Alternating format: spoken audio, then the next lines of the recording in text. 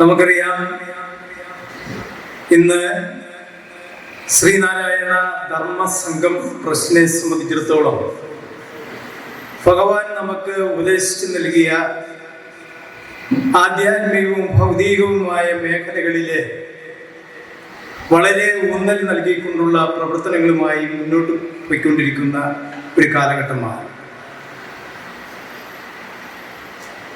നമ്മുടെ കാണപ്പെട്ട ദൈവമായ ശ്രീനാരായണ ഗുരുദേവൻ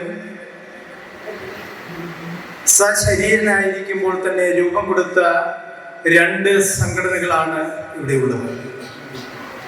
ഒന്ന് 1903 ജനുവരി 7-ാം തീയതി രൂപം കൊടുത്ത ശ്രീനാരായണ ധർമ്മ പരിപാലന യോഗവും, അതുപോലെ തന്നെ ഭഗവാൻ സമാധിയാവുന്ന വർഷം 1928 ജനുവരി മാസം 9-ാം തീയതി രൂപം കൊടുത്ത ശ്രീനാരായണ ധർമ്മ സംഘവുമാണ്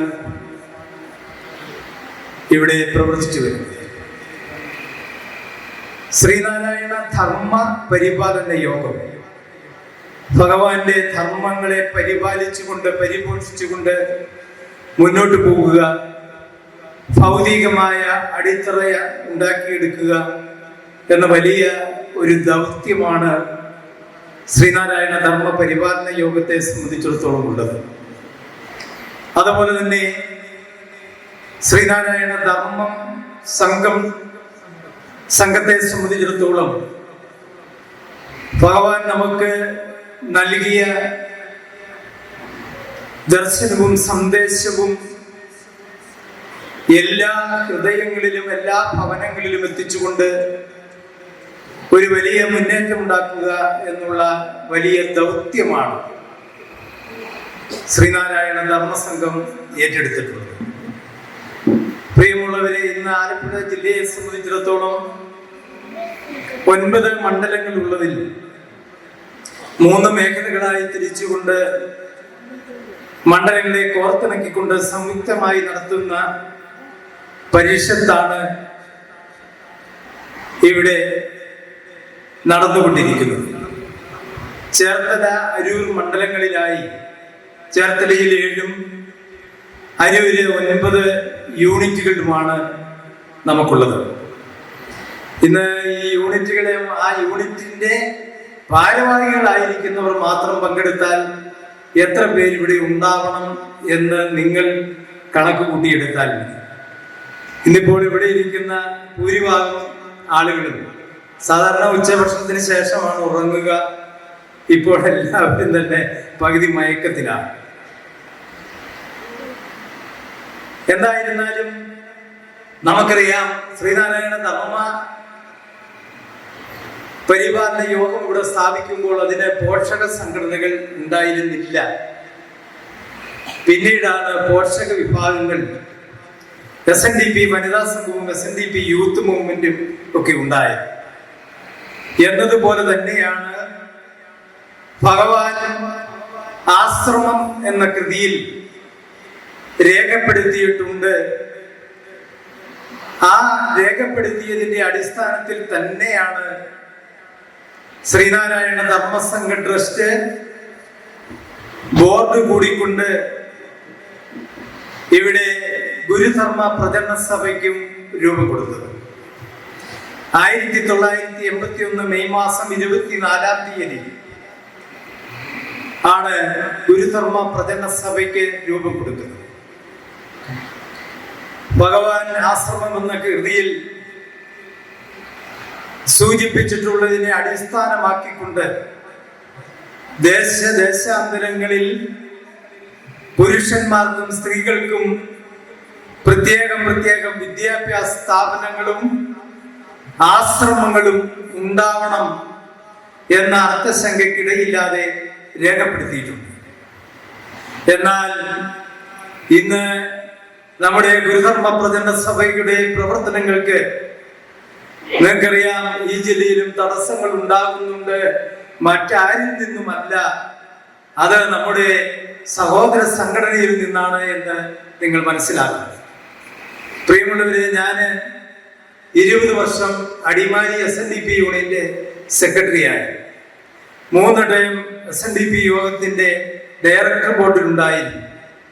അതുപോലെ തന്നെ യൂത്ത് മൂവ്മെന്റിന്റെ ഒക്കെ പ്രവർത്തനങ്ങളിലൂടെ ശാഖയുടെ കമ്മിറ്റിയിലും ശാഖാ സെക്രട്ടറിയുമായി യൂണിയൻ കമ്മിറ്റി മെമ്പറും ഒക്കെ ആയി സംഘടനയ്ക്ക് കടന്നു വന്ന ആളാണ് ഞാൻ. എൻ്റെ ആ പ്രവർത്തന കാലഘട്ടത്തില് ഇവിടെ ഗുരുധർമ്മ പ്രചരണ സഭയ്ക്ക് രൂപം കൊടുത്ത് 3 വർഷം കഴിഞ്ഞപ്പോൾ തന്നെ അതിന്റെ പ്രവർത്തനത്തിൽ കടന്നു വരികയും ഇടുക്കി ജില്ലയുടെ ആ ഗുരുധർമ്മ പ്രചരണ സഭയുടെ ട്രഷററായി എനിക്ക് 2-3 ടൈം സേവനമനുഷ്ഠിക്കുവാനും കഴിഞ്ഞിട്ടുണ്ട്.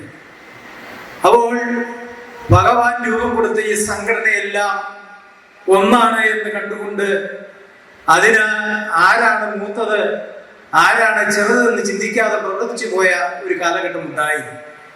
പക്ഷേ ഇന്ന് ഞാൻ പ്രതിദാനം ചെയ്യുന്ന ജില്ല ഉൾപ്പെടെ എല്ലാ ജില്ലകളിലും ഗുരുധർമ്മ പ്രചരണ സഭ എന്ന് പറയുന്നത് കുറെ വ്യാജ സന്യാസിമാർ രൂപം കൊടുത്ത ഒരു സംഘടനയാണ്. അതുകൊണ്ട് ആരും അതിന്റെ പ്രവർത്തനങ്ങളിൽ ബന്ധപ്പെട്ടു പോകുവാൻ പാടില്ല എന്നുള്ള പ്രചരണം അഴിച്ചു വിട്ടുകൊണ്ട് ഗുരുവിന്റെ ധർമ്മത്തെയും ദർശനത്തെയും പരിപാലിച്ചുകൊണ്ട് അത് ജനഹൃദയങ്ങളിലേക്ക് എത്തിച്ചുകൊണ്ട് ഇവിടെ ഒരു ശ്രീനാരായണ സംസ്കാരം ഉണ്ടാവണം എന്ന കാഴ്ചപ്പാടോടുകൂടി തന്നെ പ്രവർത്തിച്ചു വരുന്ന ഈ സംഘടനയ്ക്കെതിരെ വലിയ ഒരു നീക്കം നടന്നുകൊണ്ടിരിക്കുകയാണ്. എന്തായിരുന്നാലും നമുക്കറിയാം, ആ ധർമ്മ പരിപാലനത്തിൽ മുഴുകിക്കൊണ്ട് ഗുരുവിന്റെ ധർമ്മത്തിന് ഊന്നൽ കൊടുത്തുകൊണ്ട് പ്രവർത്തിക്കുന്ന ഒരു സംഘടനകൾക്കും അതിന് ഒരിക്കലും തിരിഞ്ഞു നോക്കേണ്ടതില്ല. നമ്മുടെ പ്രവർത്തനങ്ങൾ വളരെ അടുക്കും ചിട്ടയോടും കൂടി മുന്നോട്ട് കൊണ്ടുപോകുവാൻ നമുക്ക് സാധിക്കും എന്നുള്ളതിന് യാതൊരു സംശയവുമില്ല. ഇപ്പോൾ ഞാൻ വൈക്കം വഴിയാണ് കടന്നു വന്നത്. വീട്ടിൽ നിന്ന് വെളുപ്പിന് 4:15 പോന്നിട്ടാണ് എനിക്ക് ഇവിടെ 10:15 ഇവിടെ എത്തിച്ചേരുവാൻ കഴിഞ്ഞത്. വൈക്കം വഴി വന്നപ്പോൾ ഇണ്ടംതുരുത്തി മനയെ പറ്റി ഓർമ്മ വന്നു. ഞാനും അസംഗാനന്ദഗിരി സ്വാമിജിയും ഒക്കെ വൈക്കത്ത് ഒരു പരിപാടിയിൽ പങ്കെടുക്കാൻ വന്നപ്പോൾ ഇണ്ടംതുരുത്തി മന കാണണം എന്നുള്ള താല്പര്യത്തിൽ ഞങ്ങൾ അവിടെ പോയി. അവിടെ ചെന്ന് കഴിഞ്ഞപ്പോൾ പണ്ട് ഇവിടെ ജാതീയമായ മേൽക്കോയ്മയിൽ നിന്നുകൊണ്ട് ഭരണം നടത്തിയ ഭഗവാനെ തടഞ്ഞ ആ നമ്പ്യാതിരിയുടെ ആ ഇല്ലം ഇന്ന് എവിടെ നിൽക്കുന്നു എന്ന് നമ്മൾ പരിശോധിക്കണം. ഇവിടുത്തെ കമ്മ്യൂണിസ്റ്റ് പാർട്ടിയുടെ ANGCയുടെ ചെത്ത് തൊഴിലാളി യൂണിയൻ ആഫീസായി അതിന്ന് നിലകൊള്ളുകയാണ്. മാത്രവുമല്ല 2 സഖാക്കളുടെ ശവകുടീരവും ആ മുറ്റത്തുണ്ട്. ഭഗവാനെ തടഞ്ഞ് അതിൽ നിന്നുണ്ടായ വൈക്കം സത്യാഗ്രഹവും ആ സത്യാഗ്രഹം 606 ദിവസം നീണ്ടുനിന്ന് അത് പരിസമാപ്തിയിലെത്തിയപ്പോൾ ഒരു വെടിക്ക് 2 പക്ഷി എന്ന പോലെ ക്ഷേത്ര പ്രവേശനവും അതോടൊപ്പം തന്നെ വഴി നടക്കാനുള്ള സ്വാതന്ത്ര്യവും നമുക്ക് തുറന്നു കിട്ടി എന്നുള്ള കാര്യം നാം മനസ്സിലാക്കണം. അപ്പോൾ ചരിത്രം ഉറങ്ങുന്ന ആ സംഭവം നടന്ന പ്രദേശം നമ്മുടെ ഇവിടെ അടുത്താണ്. അന്ന് ഭഗവാനെ തടഞ്ഞ ആ ഇണ്ടംതുരുത്തി മനയുടെ ഇന്നത്തെ ഗതി എന്താണോ അതാണ് ശ്രീനാരായണ ധർമ്മ പരിപാലനത്തെ, ആ ധർമ്മത്തെ പരിപാലിക്കാതെ തനി തോന്നിവാസത്തോടു കൂടി ആര് പ്രവർത്തിച്ചാലും അവർക്ക് സംഭവിക്കാൻ പോകുന്നത് എന്നുള്ളതിന് യാതൊരു സംശയവുമില്ല. പ്രിയമുള്ളവരെ, നമ്മളെ സംബന്ധിച്ചിടത്തോളം ഇന്ന് സഭയുടെ പ്രവർത്തനം നമ്മുടെ കേരളത്തിൽ മാത്രമല്ല, നമ്മുടെ രാജ്യത്ത് മാത്രമല്ല, വിദേശ രാജ്യങ്ങളിലും എല്ലാം സഭയുടെ പ്രവർത്തനം വ്യാപിച്ചു കഴിഞ്ഞു. ഇന്ന് നമ്മളെ സംബന്ധിച്ചിടത്തോളം 2367 യൂണിറ്റുകൾ രൂപീകരിച്ചുകൊണ്ട് അതിന്റെ പ്രവർത്തനം നല്ല നിലയിൽ മുന്നോട്ട് കൊണ്ടുപോകുവാൻ നമുക്ക് സാധിച്ചിട്ടുണ്ട്. പ്രിയമുള്ളവരെ, നമ്മെ സംബന്ധിച്ചിടത്തോളം ഏത് ഓർഗനൈസേഷനെ സംബന്ധിച്ചിടത്തോളം പരിശോധിക്കുമ്പോൾ അതിൻ്റെതായ ഘടകങ്ങൾ അടിസ്ഥാനപരമായി പ്രവർത്തിച്ചെങ്കിൽ മാത്രമേ അതിനെ ഒരു സംഘടന എന്ന് പറയുവാൻ കഴിയുകയുള്ളൂ. നമുക്കറിയാം, ഈ കഴിഞ്ഞ നമ്മുടെ ശിവേരിയിൽ വെച്ച് നടന്ന കേന്ദ്ര സമിതി യോഗത്തിലും അതുപോലെ തന്നെ ജില്ലാ പ്രസിഡന്റ് സെക്രട്ടറിമാരുടെ ഭാരവാഹികളുടെ യോഗത്തിൽ നമ്മൾ സുപ്രധാനമായ ഒരു തീരുമാനമെടുത്തു. നമ്മുടെ കേരളത്തെ സംബന്ധിച്ചിടത്തോളം 140 അസംബ്ലി നിയോജക മണ്ഡലങ്ങളാണ്. ഈ അസംബ്ലി നിയോജക മണ്ഡലങ്ങളിലെല്ലാം നമുക്ക് കമ്മിറ്റി ഉണ്ടാവണം.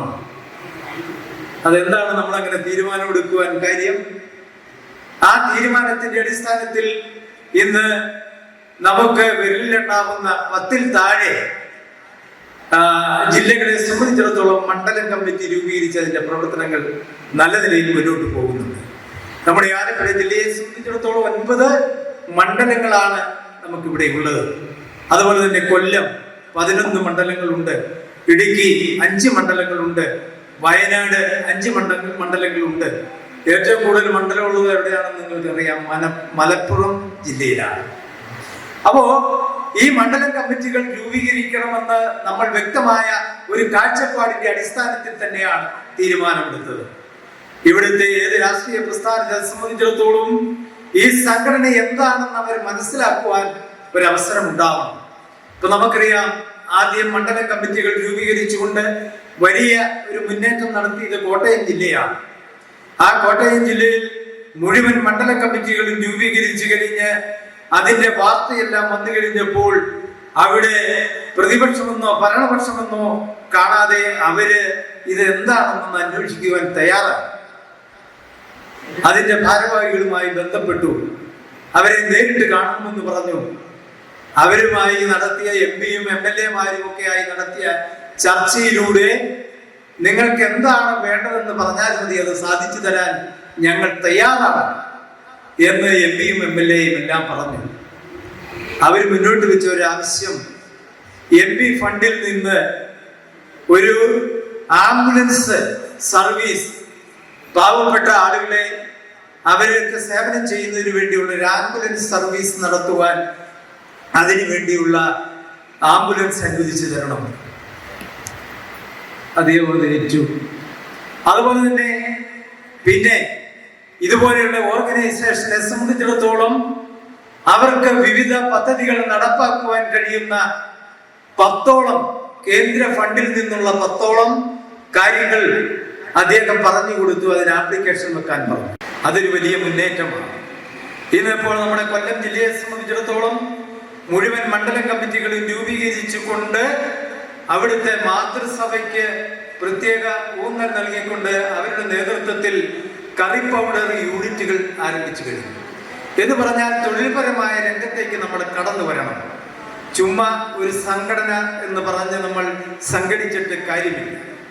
നമ്മുടെ അതിൽ പ്രവർത്തിക്കുന്ന ആളുകൾക്ക് അവർക്ക് പ്രവൃത്തിയെടുക്കുവാൻ കഴിയുന്ന, അവർ ചെയ്യുന്ന പ്രവൃത്തിയുടെ അടിസ്ഥാനത്തിലുള്ള വേതനം ലഭിക്കത്തക്ക രീതിയിലുള്ള കാര്യങ്ങൾ ആവിഷ്കരിച്ച് നടപ്പാക്കുവാൻ നമ്മളെ സംബന്ധിച്ചിടത്തോളം കഴിയണം.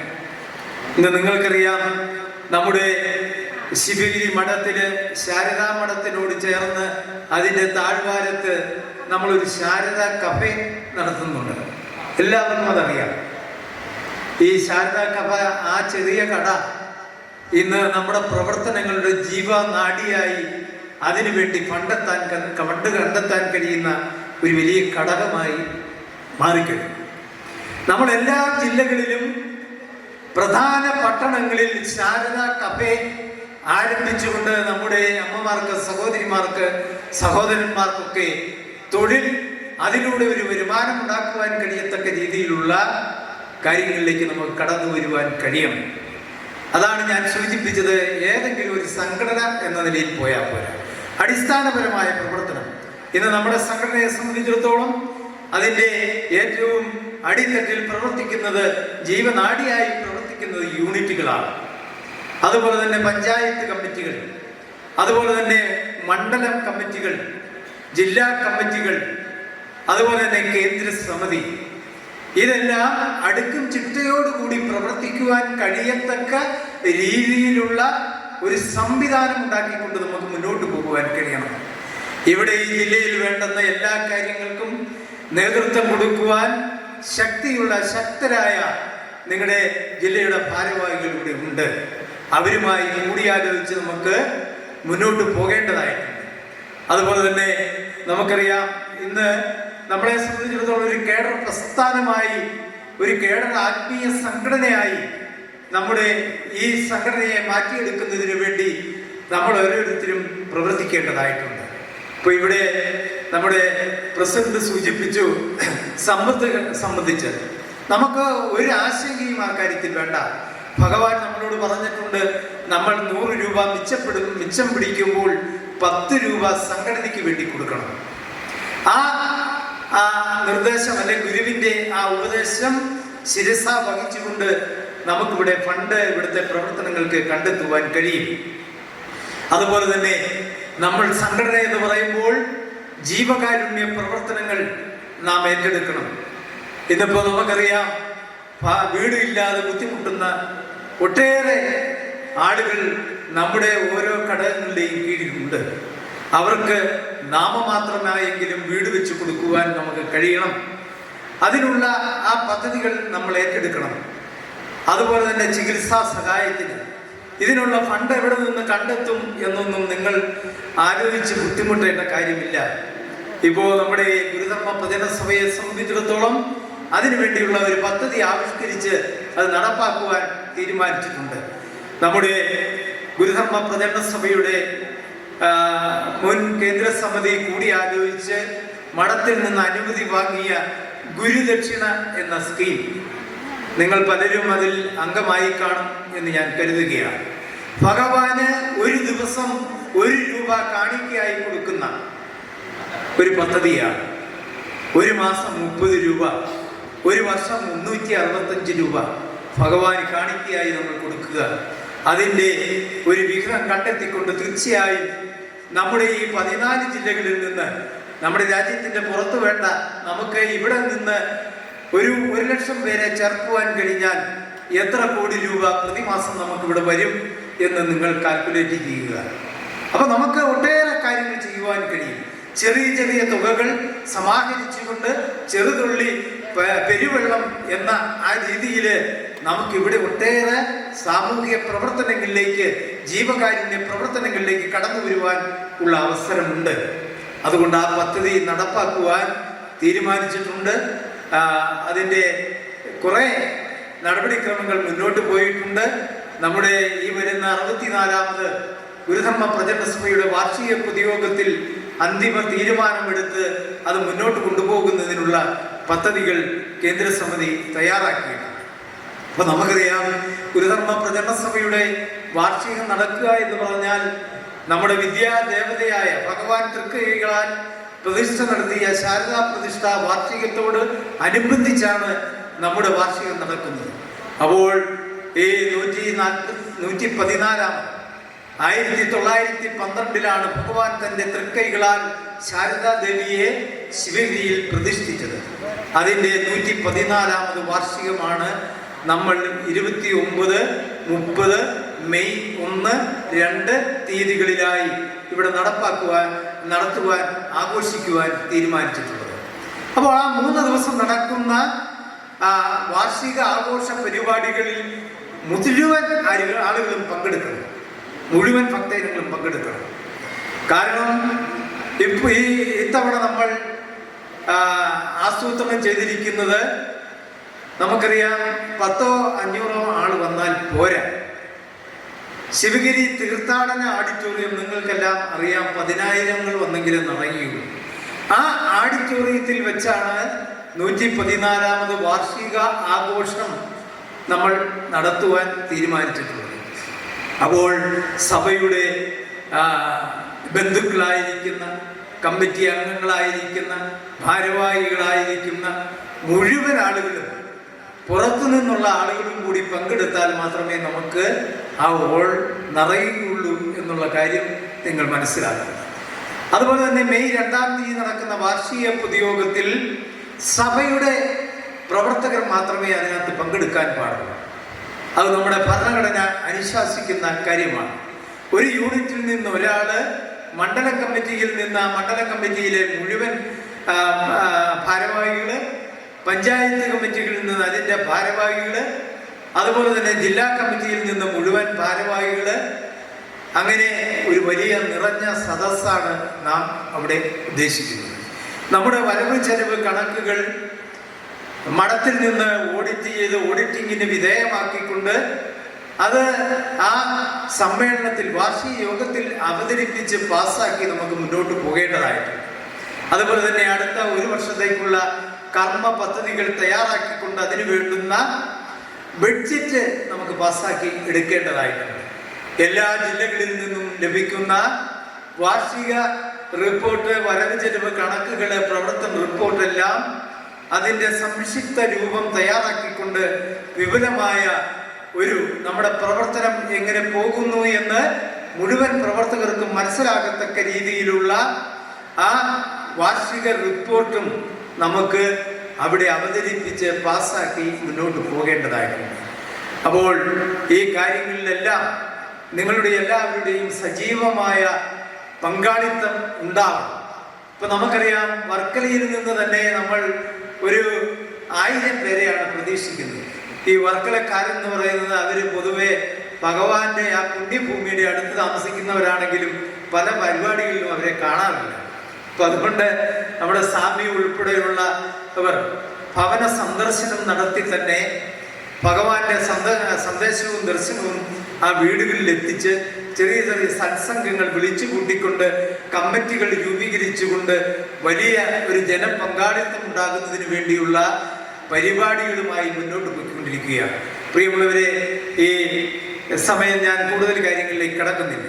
ഇന്നിവിടെ ഭഗവാൻ നമുക്ക് ഒരേ ഒരു മന്ത്രമാണ് ഭഗവാൻ നമുക്കായി രചിച്ചിട്ടുള്ളത്. നിങ്ങളെല്ലാവരും ഇവിടെ ആവർത്തിച്ച് ചൊല്ലി ഇല്ലേ? ഏത് മന്ത്രമാണ്? ഒരേ ഒരു മന്ത്രമാണ് ഭഗവാൻ നമുക്ക് നല്ല ഹോമമന്ത്രം.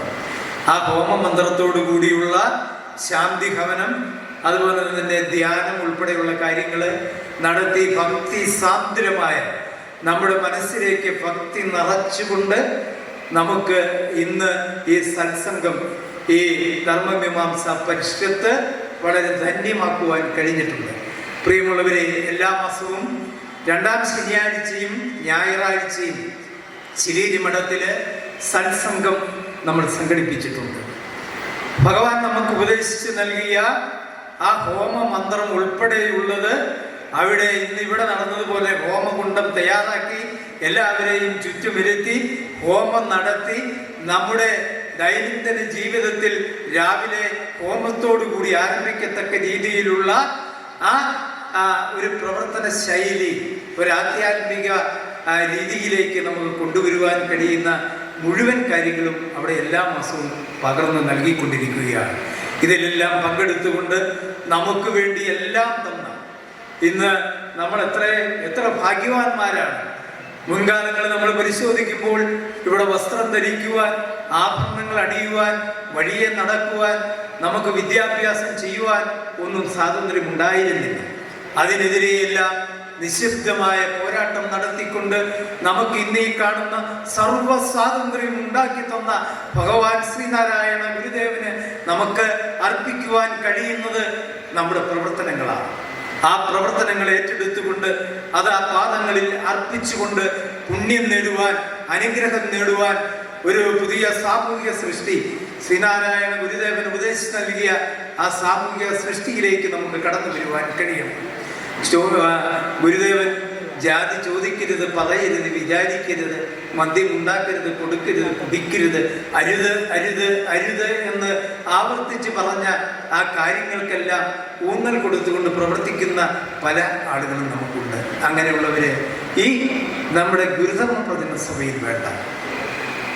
ഗുരുധർമ്മ പ്രചരണ സഭയിൽ നമുക്കൊരു സത്യവാചകം ആ ഭരണഘടനയിൽ തന്നെ വ്യവസ്ഥ ചെയ്തിട്ടുണ്ട്. അത് തൊട്ട് സത്യം ചെയ്ത് കടന്നു വരുന്ന ആളുകൾ, ശ്രീനാരായണ ധർമാനുസാരികളായ ആളുകളെയാണ് നമുക്ക് ആവശ്യം. ശ്രീനാരായണ ധർമാനുസാരികളായ ഒരു പുത്തൻ തലമുറയെ വാർത്തെടുത്തിക്കൊണ്ട് നമുക്ക് ഒരു പുതിയ സമൂഹ സൃഷ്ടിക്കായി മുന്നേറാം. അതിന് ഭഗവാൻ ശ്രീനാരായണ ഗുരുദേവന്റെ അനുഗ്രഹം എല്ലാവർക്കും ആവോളം ഉണ്ടാകട്ടെ എന്ന് പ്രാർത്ഥിച്ചുകൊണ്ട് ഞാൻ എൻ്റെ വാക്കുകളെ ഉപസംഹരിക്കുന്നു. നന്ദി, നമസ്കാരം. ജയ് ശ്രീനാരായണ ധർമ്മം.